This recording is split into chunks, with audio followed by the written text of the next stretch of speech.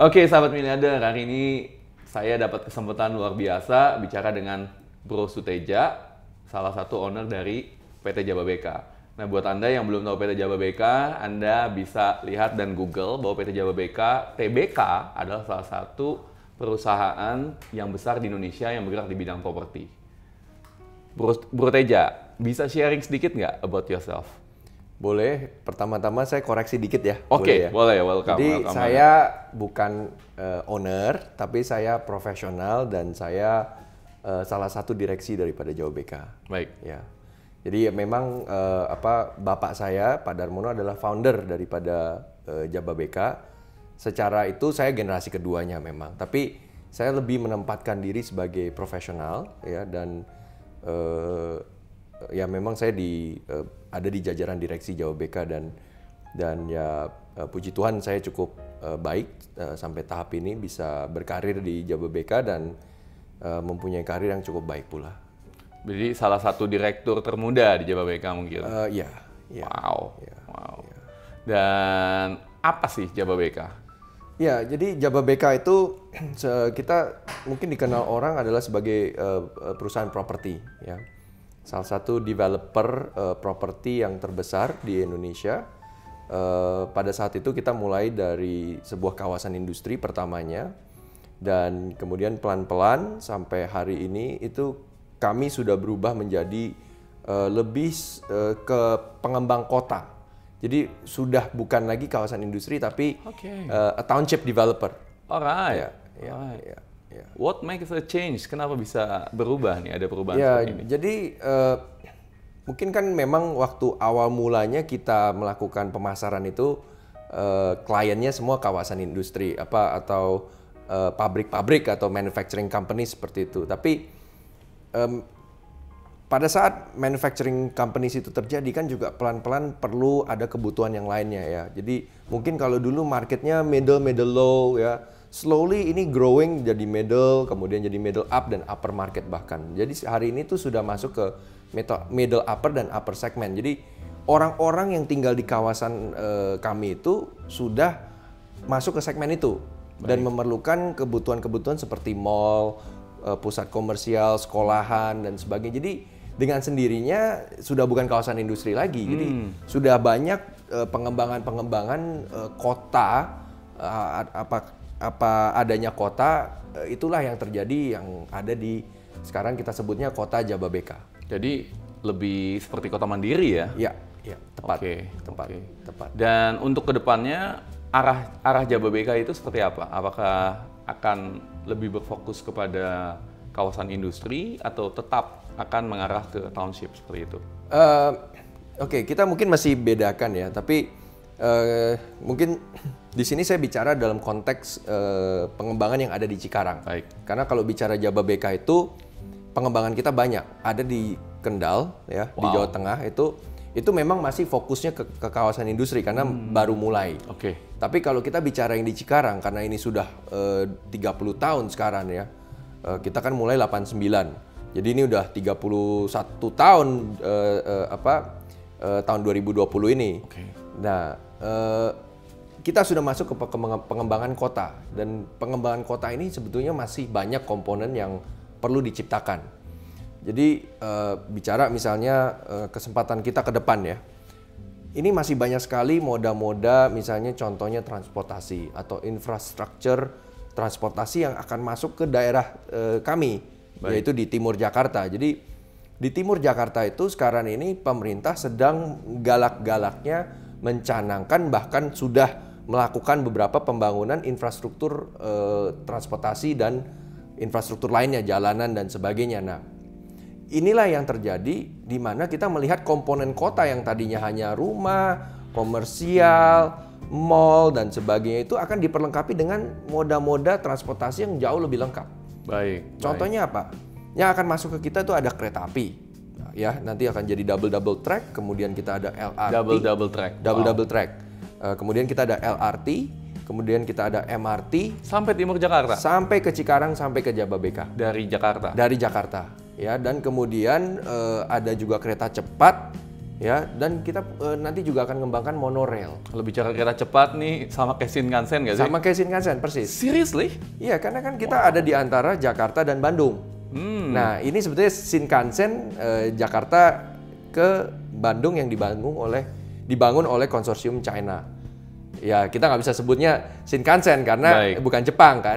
Tapi sebetulnya sama, itu kereta cepat. sama kira-kira? 300 km lebih. Wah, keren banget. Kapan tuh kira-kira?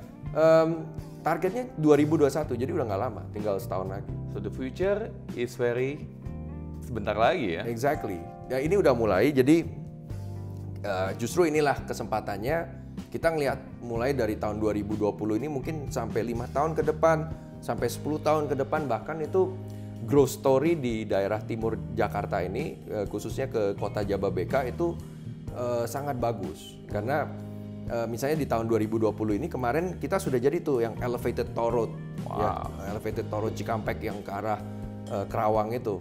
Nah, sekarang traveling time cepat sekali. Nah, ini baru jadi di 2020. Kemudian di tahun ini pun nanti akan jadi JOR baru, Outer Ring Road baru dari Cibitung ke Tanjung Priuk. Ini akan mengurangi jumlah truk yang lewat. Nah, jadi semua ini mulai terjadi. Terus tahun depan tadi kereta cepat, terus tahun depannya lagi ada apa lagi, karena ada lebih dari 10 infrastruktur baru masuk ke timur Jakarta. Karena kalau bicara tentang Jababeka, memori saya itu rajanya macet. Wow. Nah, itu sekarang sudah mulai berubah nih paradigmanya, baik. Atau image-nya seperti itu. Karena boleh cek Google Map ya 24 jam. Boleh cek Cawang sampai Cikarang sekarang macet nggak kalau pergi? Sudah tidak. 24 jam loh. 24 jam. 24 jam. Oke, balik dari interview ini langsung ngecek. Iya, ngecek. Silakan. Oke, menarik. Nah, mungkin arah baliknya masih sedikit macet yang dari Cikarang ke Jakarta. Kenapa? Karena arah baliknya itu kan masih ada pekerjaan kereta cepat itu. Jadi yang pekerjaan kereta cepat itu kebetulan di sisi yang satunya. Tapi arah pergi ke sana udah nggak macet. Nah, ini menunjukkan, karena sebetulnya kan sama aja kan, alur pergi dan balik itu kan sebetulnya sama. Nah, ini menunjukkan bahwa ternyata setelah dibuka elevated toll road itu yang dibilang mengurangi 30-40% kemacetan itu ternyata benar. Dan sudah nggak macet gitu. Jadi bicara tentang growth property sebetulnya kalau buat saya yang awam, kalau pengen invest itu apakah sebaiknya ke arah timur atau bagaimana? Jadi gini, kalau saya memberikan tips ya untuk investasi di properti itu, kita lihat kemana pengembangan infrastruktur. Ya, sama kalau kita ingat misalnya contohnya di barat Jakarta yang mungkin 10 tahun atau 10 tahun lebih lalu perkembangan properti cepat sekali. Cepat sekali. Itu karena banyaknya infrastruktur yang masuk pada saat itu ke barat Jakarta. Misalnya apa? Misalnya exit tol ke Alam Sutra. Betul. Tol baru ke BSD dan sebagainya. Nah, itu yang membuat kenapa waktu itu di barat Jakarta meledak nilai propertinya. Nah, ini mulai kita rasakan ke timur sekarang. Selalu dengan adanya infrastruktur baru, properti itu akan naik. Dan tadi saya cerita ada 10 lebih. Semua mengarah ke timur Jakarta. Nah, ini harusnya dipakai kesempatannya oleh orang-orang yang mau investasi di properti sebagai patokan daripada harga properti di sana nanti akan pelan-pelan atau ini naik seperti itu. Banyak yang bicara bahwa properti di Jakarta atau di Indonesia ini lagi slow nih sekarang. Ya. Tanggapannya gimana tuh, Bro Teja? Saya sepakat ya, dalam arti kata mungkin secara general. Karena memang kita nih kan berapa tahun terakhir ini dihajar dengan yang namanya tahun politik. 2019, 2018, 2019, 2018 pemilihan gubernur, 2000 DKI ya, 2019 presiden. Jadi ini sempat bikin tegang keadaan ya, dan terutama kalau properti itu kan kita selalu balik ke yang namanya makroekonomi. Betul. Jadi kalau makroekonominya nggak bagus, kasarnya properti itu juga rada sulit. Nah, tapi sekarang pelan-pelan ini di 2020 mulai balik ya. Mulai balik ya. Ya, karena kan sudah politik udah lebih stabil, udah damai, udah terpilih presidennya, dan kemudian ya tadi saya cerita mungkin kalau bicara khusus yang timur Jakarta, kita ditopang dengan pengembangan infrastruktur tadi yang secara kebetulan boleh kata ya, tapi ini membuat momentumnya itu ada di kita. Jadi kalau bicara spesifik Timur ini nggak terlalu terpukul sebetulnya keadaannya dengan gonjang-ganjing ini karena ada momentum tadi yang dari infrastruktur dan mungkin malah lebih cepat dari yang lainnya. So, kalau buat kita yang memang awam di properti, when is the right time sih untuk invest properti sekarang? Now is the buy time, ya kan? Mumpung infrastruktur ini belum semuanya jadi. Tadi saya bicara, kalau ini semua udah jadi, wah terlambat. Apalagi kan tadi bicara pasar makronya masih rada lemah nih, ya kan? Kalau lemah kan hukum siapa? Warren Buffett semua, it's buying time gitu. Buying time. Nah, sahabat miliarder, ini tips yang mungkin sangat berguna ya buat Anda yang pengen invest properti di daerah timur Jakarta, sedang banyak pembuatan dan bahkan tahun 2021 Anda kalau mau ke kantor bisa tinggal naik Shinkansen, tapi versi dari Indonesia. Dan itu buat saya sih excited banget. Hopefully Bro Teja bisa ngundang saya nih, kita naik Shinkansen bareng di Jakarta. Boleh, nanti kita kalau jadi hari pertama yuk kita coba usahakan naik. Asik, ini deal ya? Ya. Deal, oke. Dan seru banget. Nah, ada satu hal juga yang saya pelajari dari Jababeka Group, di mana sebetulnya ini sudah digaungkan cukup lama ya, tapi baru-baru ini sudah mulai diseriusin lagi. Mengenai Jababeka akan membuat Hollywood-nya Indonesia, namanya Movieland. Ya. Itu gimana tuh ceritanya Movieland tuh? Ya, jadi ini masih apa ya? Ini proyek jangka panjang kalau menurut saya, karena membangun Hollywood pula di Amerika kan itu ceritanya lama ya, nggak sebentar. Kalau ikutin cerita Tinseltown dan sebagainya itu jadi blockbuster dan sekarang Hollywood itu makan waktu sudah puluhan tahun, sejak 1920, 19 berapa itu sudah dimulai. Ya, jadi kita nggak bisa membangun Indonesia Movieland ini sekejap seperti itu karena banyak kontennya ya, apalagi ini kan bicara perfilman, elemennya banyak sekali. Nah, tapi pekerjaan groundworks-nya itu sudah dimulai. Jadi kita sudah mulai, sudah selesai dengan yang namanya master planning daripada kawasan itu. Kemudian kita juga sudah mulai membangun beberapa konten ya, konten perfilman dan juga sudah membangun fasilitas, mungkin fasilitas propertinya dulu. Jadi di sana itu kawasan kami itu sudah punya tempat-tempat yang ibaratnya kalau diperlukan ya buat fasilitas makan, tempat tinggal kru, tempat syutingnya apa itu yang basic sudah ada.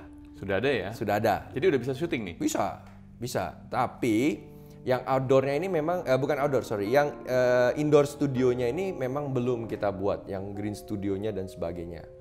Nah ini ini adalah pekerjaan mungkin jangka menengah.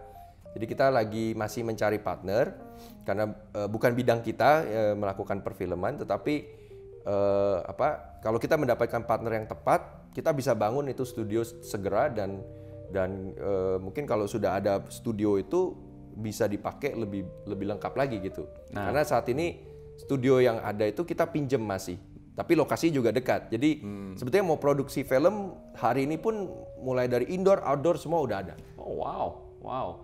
Nah, Bro Teja, sahabat miliarder di sini pasti penasaran nih, tempatnya Instagramable nggak sih? Duh, HP batuk nih. Ya, Instagramable. Ya, jadi kita sudah mulai. Memang kan daerah itu kita sebutnya Indonesia Movieland. Kita sudah taruh beberapa pernak-pernik perfilman yang mungkin rada reminiscent ke artis-artis Hollywood. Ya. Jadi ada misalnya contohnya apartemen, kemudian ada itu kita bangun tuh ya nyenggol-nyenggol dikit lah dari nama artis atau apa gitu kan. Artis Indonesia atau Amerika. Kebetulan Amerika karena kita timnya kan Hollywood. Jadi ada satu tempat mejeng di sana namanya Hollywood Junction begitu. Nah, terus kita juga udah bikin beberapa patung seperti itu, ornamen. Itu bisa langsung dipakai buat Instagramable tadi. Jadi itu sudah kita mulai lakukan dan cukup banyak peminatnya yang sekarang banyak datang ke sana dan foto-foto. Wah, jadi buat saya kapan-kapan kalau datang ke sana nge-vlog boleh, Bro? Boleh dong. Perlu lapor dulu nggak nih sama sekretaris Sebenarnya atau gimana? cukup aman di sana ya, kita nggak ada tuh kayak pungli dan sebagainya ya. Oke. Tapi lebih baik cerita sama kita dulu supaya kita bisa ajak Bro Yudi untuk lihat tempat-tempat yang bagusnya gitu. Apa-apa aja yang kira-kira bisa di Instagramable-kan. Baik. Nah, kalau buat saya kan gampang tinggal kontak Bro Teja karena memang sudah kontak-kontakan. Nah, buat mereka-mereka kebetulan yang pengen mampir atau mungkin nge-vlog atau nge-YouTube dan hangout, Iya. itu kemana nih arahnya? Apa boleh langsung datang ke sana ngobrol dengan security atau? Saya pikir sih marketing kita sih selalu welcome ya. Kalau misalnya ada pribadi-pribadi yang pingin datang ke kantor marketing galeri kita mau nanya-nanya, tempat yang buat Instagramable yang bagus di mana, ada fasilitas apa, marketing kita selalu welcome ya.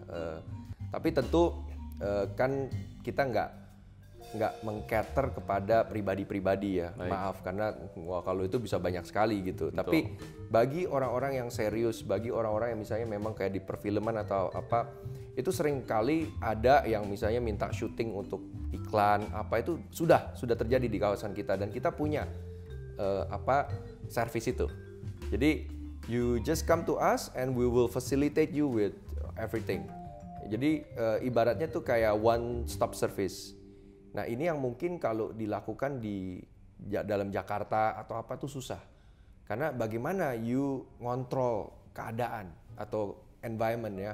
Mesti bayar sini, mesti bayar sana mungkin. Nah, betul. Kalau di kita cukup datang ke kita karena kita developernya. Okay. Jadi misalnya kita mesti ngeblok satu jalan, kita bisa lakukan. Kita alihkan mobilnya ke arah mana. Sampai seperti itunya kita punya ibaratnya wewenangnya, kasarnya seperti itu untuk bisa melakukan hal-hal seperti itu. Kalau ini mau dipakai buat area syuting dan sebagainya. Wah, keren ya, keren banget. Nah, ini kan saya dengar-dengar kalau sinetron kebetulan di Indonesia atau di TV-TV nasional sekarang pun gayanya sudah mulai berubah, di mana mereka lebih ke efisiensi dalam sisi budget atau ekonomis lah, dalam tanda kutip.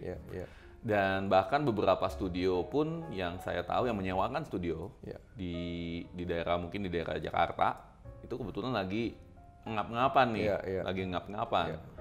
Karena sekarang ya apa yang terjadi ya namanya kayak bongkar rumah, hal-hal seperti itu yang nggak terlalu membutuhkan fasilitas-fasilitas yang bahkan berbayar. Nah, dari Jababeka sendiri menarik membuat movie line ini sendiri. Nah, menanggapi hal ini gimana nih, Bro Teja? Saya pikir kita welcome ya bagi orang-orang yang mungkin mau cari tempat-tempat syuting ataupun untuk kita memfasilitasi production dan sebagainya. Karena sebetulnya di daerah kami itu udah lengkap. Seperti tadi saya ceritakan, baik indoor maupun outdoornya itu sudah ada. Memang belum sempurna, tapi sudah banyak gitu. Dan bahkan di kami itu kan kami bisa menghadirkan banyak atraksi yang mungkin di tempat lain itu yang tadi Bro Yudi sebutkan terbatas gitu. Karena kita banyak pilihan, misalnya contohnya apa? Gedung-gedung di dalam kota Jababeka itu semua bisa dipakai sebetulnya, hampir semuanya. Karena kita mempunyai akses. Misalnya perlu background pabrik, ya perlu mungkin masuk ke pabrik mana misalnya nih ya, ekstrimnya begitu. Kita bisa coba mengakses karena kita kenal dengan pemilik pabriknya atau apa. Nah, kalau nggak keberatan mungkin area tertentu kita bisa ambil untuk di-shoot atau apa. Kan film itu kan nggak perlu selalu ngambil dari angle gimana gitu kan, bisa certain angle yang dipilih. Nah, itu kita bisa lakukan. Perlu ada cerobong asap, perlu ada rumah sakit, perlu ada hotel, sekolah, bahkan crowds pun mungkin kita bisa dapatkan gitu. Wah, seru jadi juga ya. Seru. Jadi ini bahkan cakupannya menurut saya lebih besar dari tempat-tempat tadi itu karena kita punya semua satu kota. Kasarnya bisa ini. So the real kota ya. The real kota, beneran yes. ya. Kota beneran. Yes. Mungkin yang terbatas adalah keadaan alam, ya. Kayak gunung, nah itu mungkin kita nggak punya. Tapi kalau mau cari misalnya rawa, mau cari sungai, danau gitu-gitu kita masih ada. Pawang hujan? Pawang hujan ada. Ada. Ada. Kan itu alam. Iya, iya. Dan kita pakai pawang hujan kita di lapangan golf kita. Oh, baik. Jadi real. Baik. Ada. Jadi real, benar-benar ada pawang Bener hujan ada, ya, untuk syuting. Ada, iya. Ya. Nah, kalau kita bicara tentang investasi, gimana tuh? Apakah karena sekarang kan banyak banget pembuat atau konten kreator yang ya seperti saya sebagai contoh yang pengen sih dapat dan pergi ke suatu tempat yang menarik. Kalau untuk invest mungkin kalau sedikit masih oke lah karena untuk kegiatan YouTube ya. Tetapi kalau untuk tetapi saya selalu berpikir untuk mau improve bagaimana caranya untuk lebih baik untuk konten-konten yang saya miliki di channel pribadi saya. Tapi tentunya hal pertama yang dipikirin, aduh gimana nih investasinya? Investasi apa nih kalau boleh saya tahu? Penyewaan sebagai contoh. Atau apakah harus menjadi sebagai member atau bagaimana sih skema kerjasamanya? Bekerjasamanya. Ya, jadi gini, kami ini memang masih belum expert sekali di dalam hal production ini. Makanya itu tadi saya cerita kita kemungkinan nanti harus gandeng partner karena mereka yang tahu banyak mengenai misalnya nanti kalau perlu kayak namanya props ya, penyewaan dan sebagainya kayak gitu-gitu kita belum lakukan. Jadi kita masih outsource dan sebagainya ya. Nanti kita kenalkan partner-partner tertentu yang bisa bantu. Baik. Ya, tapi kita sudah ada partner-partner juga ya tadi kayak indoor studio itu kita bisa linkkan langsung segera. Cuman yang kita tawarkan itu dari sisi kami itu adalah mungkin kawasannya. Anda cukup one stop service, Anda bisa langsung mengakses kawasan kita. Mau minta tadi seperti background ruko, background gedung perkantoran atau dalam pabrik atau apa itu kita bisa mengakses untuk Anda. Ya mungkin nanti ada angkanya berapa atau apa. Baik. Ya tentu kan namanya ada koordinasi dan sebagainya itu saya pikir juga di mana aja bahkan di dalam Jakarta pun kalau mau melakukan seperti itu ada biayanya gitu. Malah mungkin kita punya lebih murah. Nah justru disitulah yang kita offer untuk kerjasamanya saat ini. Baik. Ya tapi nanti bisa saja lebih baik lagi karena begitu kita sudah ada partnernya.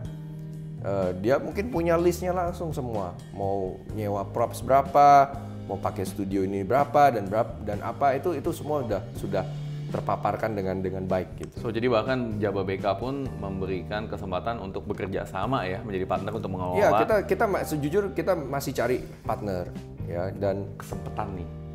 Ya. Oke, tinggal kontak Bro Teja apabila Anda berminat dan memang berkapasitas untuk menjadi partner mengelola Movieland, itu tinggal kontak di sini. Boleh. Oke. Boleh. Ya. Jadi dan di Movieland ini sendiri saya dengar ada sebuah area juga di mana dibuat sebuah apartemen atau untuk residensial. Benar. Jadi kan sebetulnya kita tadi master plan yang namanya Movieland itu. Jadi memang di kawasan ini itu nggak hanya semata-mata hanya untuk produksi film tadi, ya kita sebutnya produksi film karena beda ini. Kita bicara misalnya ya Hollywood, ya siapa bilang Hollywood nggak ada apartemen, nggak ada tempat tinggal. Beverly Hills, yes, ya kan. Termasuk di tempat kita ada Beverly Hills, cuman Beverly Hillsnya beda. Di tempat kita Beverly Hillsnya adalah homestay. Homestay ya harusnya Melrose Place ya itu kan homestay. Tapi kita bikin homestay kita produk homestay kita tuh namanya Beverly Hills seperti itu karena kita desain mirip dengan gaya-gaya yang rumah-rumah yang ada di Beverly Hills. Nah apartemen juga. Jadi memang sebuah kawasan perfilman itu tidak harus semuanya untuk produksi film karena yang sebetulnya diperlukan untuk produksi film tuh nggak gede. Sekarang itu makin teknologi makin canggih, semua tuh sudah bisa diproduksi di area-area yang jauh lebih kecil dibandingkan dahulu gitu. Jadi makin lama kebutuhan-kebutuhan ini pun juga kita makin sesuaikan gitu. Tapi kan ada perlu artis-artis itu mau tinggal, misalnya kayak banyak artis-artis di Hollywood itu kan pingin rumahnya dekat dengan Hollywood. Jadi saya perlu rumah gitu, ibaratnya tinggal di situ gitu. Nah dulu mungkin kemarin ini kan ada satu sutradara namanya Li Fei Cheng, ya terkenal itu. Saya kenal baik sama dia dan dia ajak saya di Los Angeles kunjung ke studionya Livi dan itu rumah gitu. Nah rumahnya Livi juga nggak jauh dari rumahnya, jadi pingin ada proximity yang dekat dengan tempat produksinya juga gitu loh. Jadi semua ini kita desain di dalam kawasan tadi Movieland tadi, yang notabene sebesar 36 hektar. Nah buat Anda yang belum tahu Li Fei Cheng adalah salah satu sutradara wanita dari Indonesia ya. Iya. Muda dan cantik dan telah membawa harum nama Indonesia ke dunia. Ya itu saya hanya kenal saja dengan Livi ya, dan juga teman sih. Baik. Pertanyaan saya, di Indonesia sendiri, ini apa yang saya lihat ya, di Indonesia ini kan kalau bikin film, terutama trennya nih, sukanya, persepsi saya adalah sukanya film-film yang serem-serem atau yang seksi-seksi. Kalau saya pribadi, saya sukanya film yang berbau intelektual. Yes. Jadi memang kategori saya ini rada beda sih, makanya betul.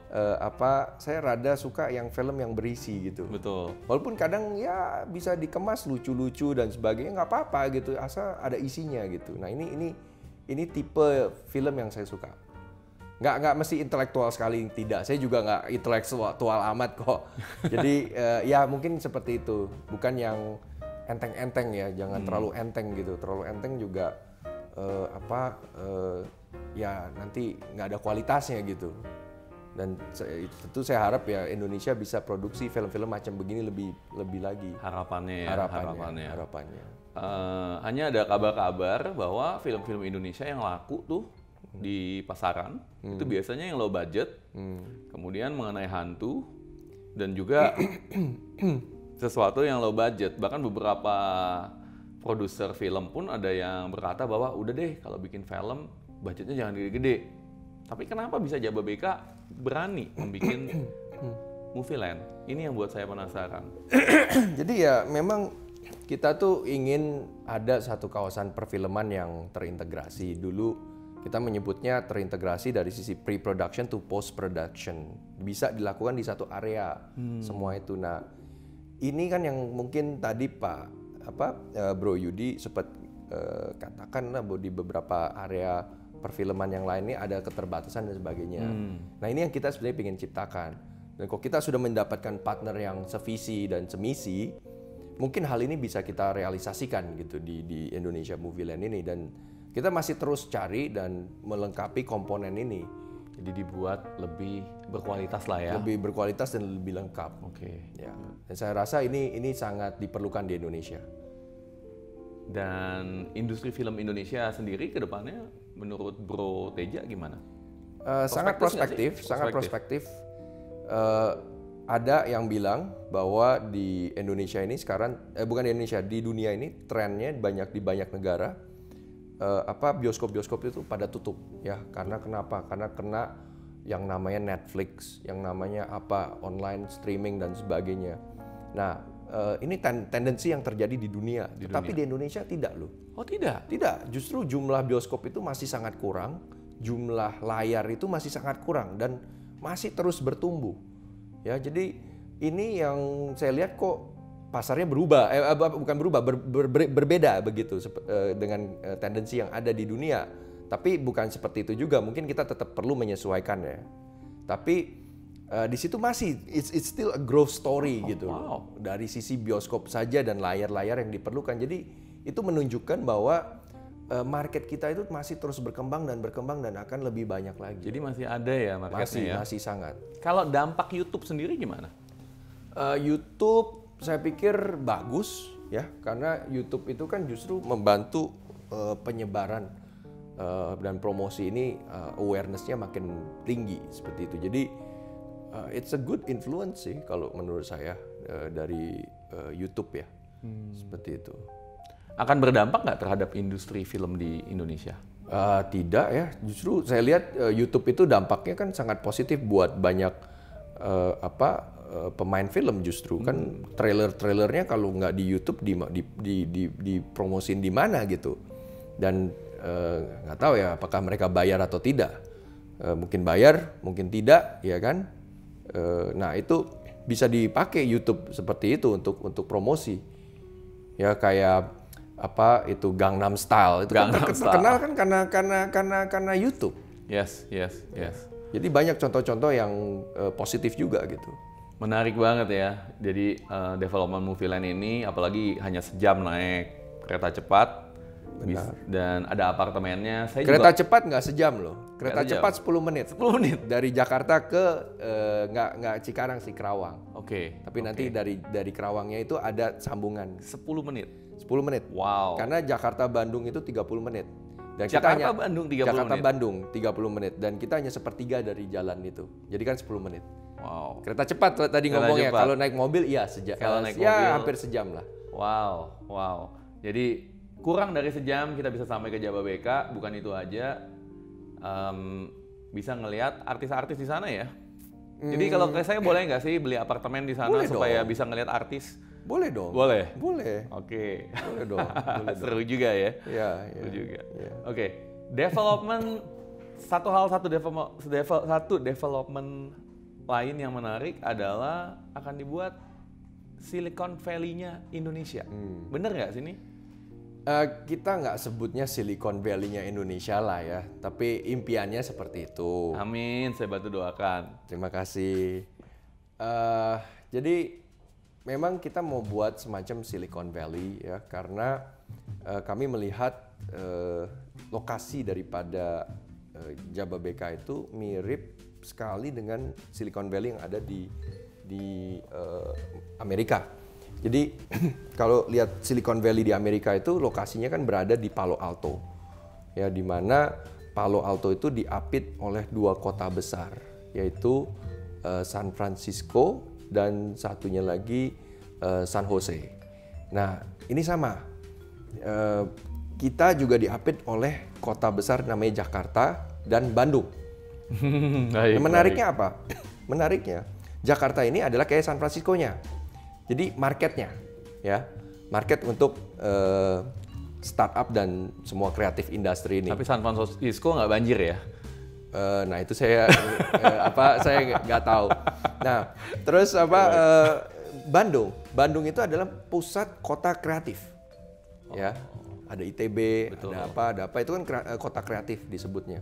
Nah sumbernya bisa dari situ, resourcesnya bisa dari sana, dan kita ada di tengah-tengah. Cuman kita memiliki infrastruktur yang sangat bagus. Nah, sama kenapa di Silicon Valley itu bisa hidup, ya. Karena dia ada di Palo Alto. Di Palo Alto itu ada infrastruktur yang bagus, ya. Kemudian di sana tuh juga ada industri-industrinya, seperti misalnya Hewlett Packard, Epson, terus Hewlett Packard, Microsoft. Kemudian Facebook, Google, dan sebagainya ini akhirnya menjadi ibaratnya tuh membangun komunitasnya seperti itu, dan ekosistemnya, dan ada lagi dilengkapi dengan yang namanya Stanford University. Ya. Nah sama di kita juga ada yang namanya President University. Kemudian kita punya kawasan industrinya kan. Kita punya di situ yang sekarang notabene-nya masih industri 3.0. Tapi saya cukup yakin dari industri 3.0 itu banyak yang ingin masuk ke 4.0. Bahkan banyak kebutuhan-kebutuhan 4.0 yang akan tercipta sendiri. Yes. Jadi cocok sekali kalau kita bikin sebuah Silicon Valley di sini. Nah ini bisa mengulangi cerita yang ada di Amerika. Jadi makanya Silicon Valley kita ini ceritanya mungkin rada berbeda dengan yang ada di kota Jakarta atau di tempat yang lain. Apa tuh bedanya tuh? Tadi kita punya 3.0-nya. Jadi banyak 3.0-nya dan justru perlu 4.0-nya, yaitu digitalisasi. Ya, kita masuk ke IoT, Kita masuk ke robotik, ke apa otomasi, AI dan sebagainya. Nah ini harus kita curahkan kepada industri-industri ini guna mereka mengupgrade diri sendiri becoming 4.0. Bahkan kalau di beberapa negara itu udah 5.0. Terutama di Jepang ya, Jepang 5.0 ya. Nah buat Anda sahabat miliarder yang nggak tahu revolusi industri 3.0, revolusi industri 3.0 itu adalah industrial. Ya. Mungkin dan itu sudah dimiliki oleh Jababeka. 4.0 itu sendiri adalah sesuatu yang lebih menghubungkan seperti IoT itu adalah Internet of Things, kemudian juga automation, Correct. dan apalagi ya saya lupa nih, bisa kita tambahin nggak? Ya otomasi tadi, Otomasi, robotics, ya kan? robotik ya, Ya. robotik dan AI, itu kan ini yang beberapa elemen yang masih paling Basic, paling basic lah.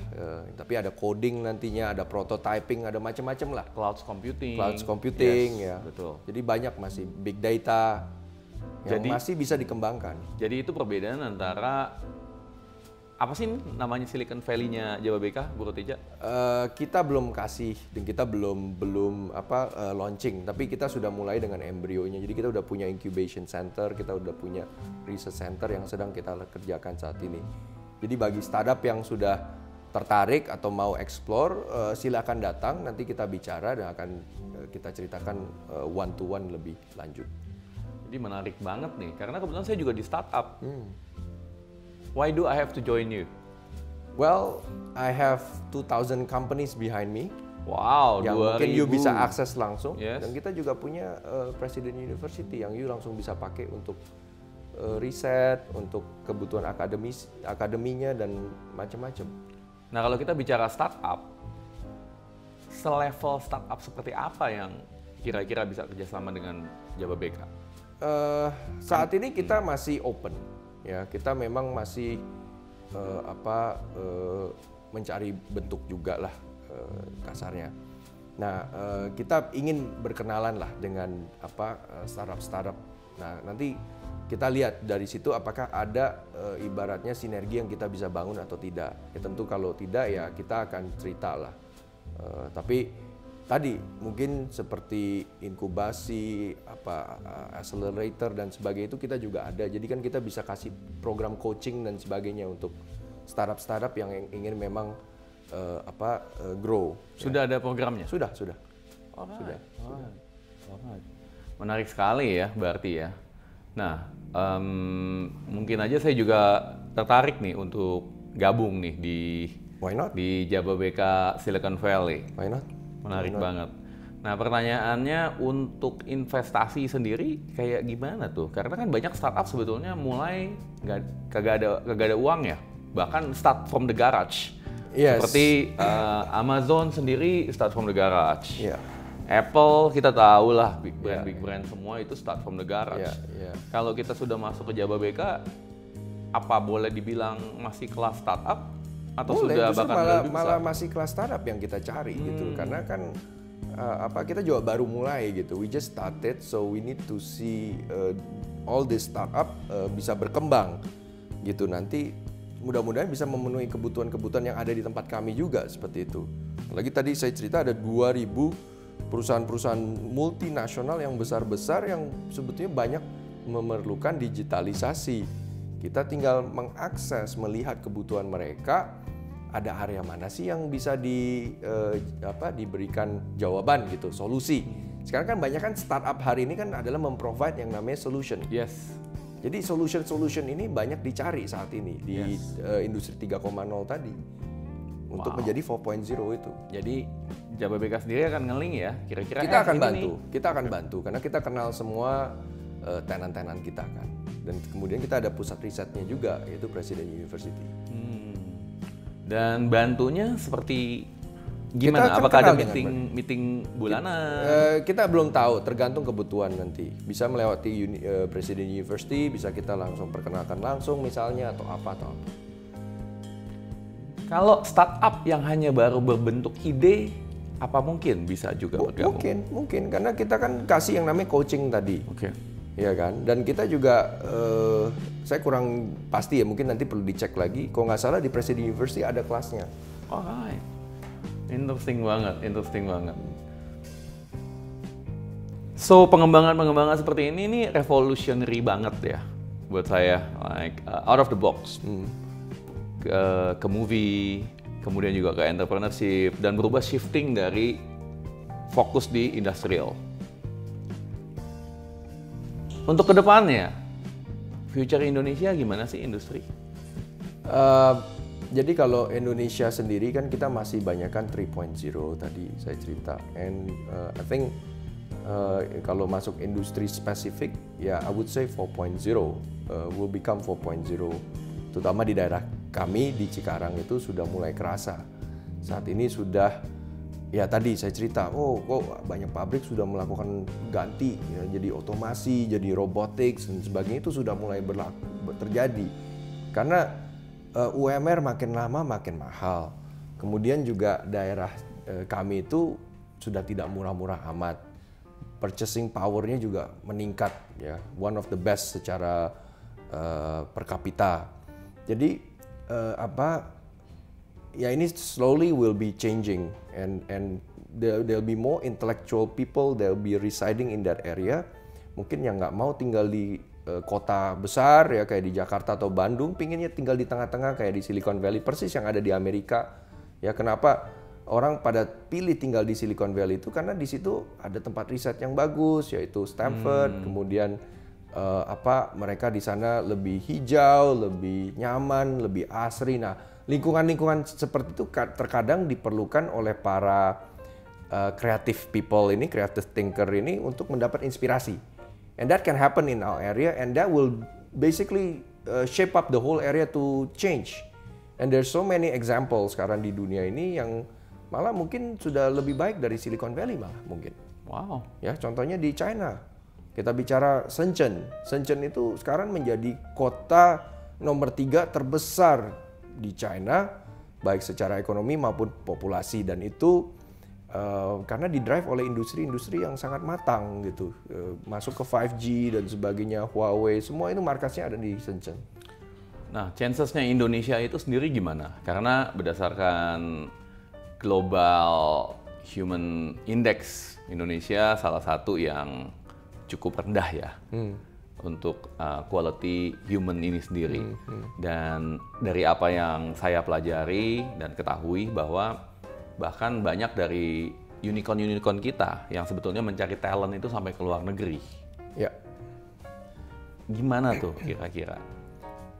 Saya pikir ini kan sekarang terutama program Pak Jokowi ya. Di term kedua beliau kan sangat fokus ke yang namanya Human Resource Development. Ini sudah mulai dilakukan untuk pengembangan khususnya di area-area ini. Saya kenal baik dengan Pak Nadiem Makarim karena beliau dulu adik kelas saya. Saya tahu beliau sudah menerapkan misalnya contohnya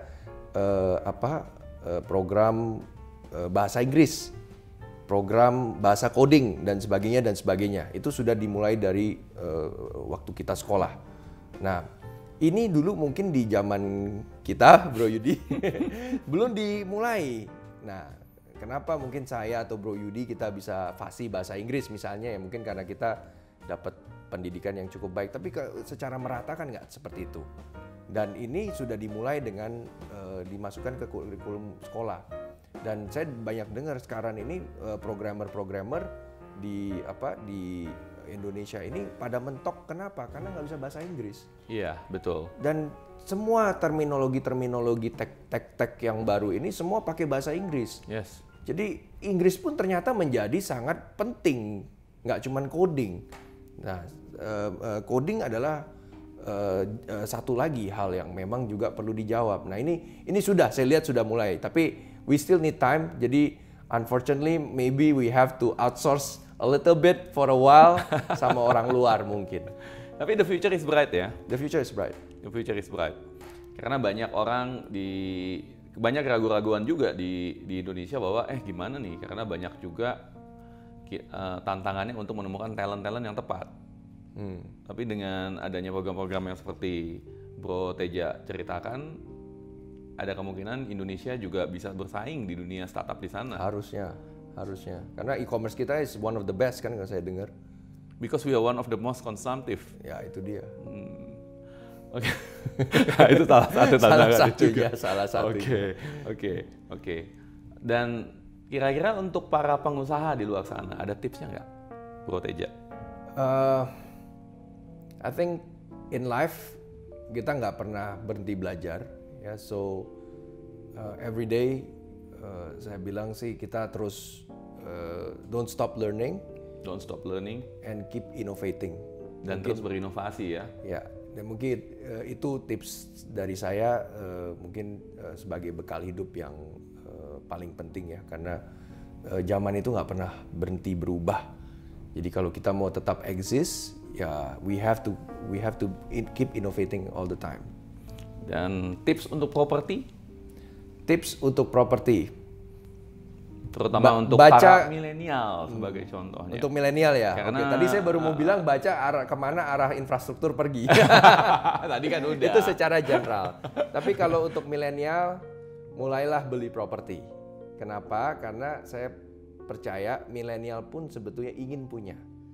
Kan sekarang banyak yang bilang, oh ini adalah shared economy, apa-apa. Oke, saya tanya, yuk millennials kalau udah punya anak, punya istri, masa masih mau share sih? Masa masih mau in the cost sama yang lain? Well, we never know. Saya rasa enggak ya. Jangan. Ya, karena kita juga masih milenial, bro. Oh iya, cuman betul. lebih tua aja, Yes. milenial tua.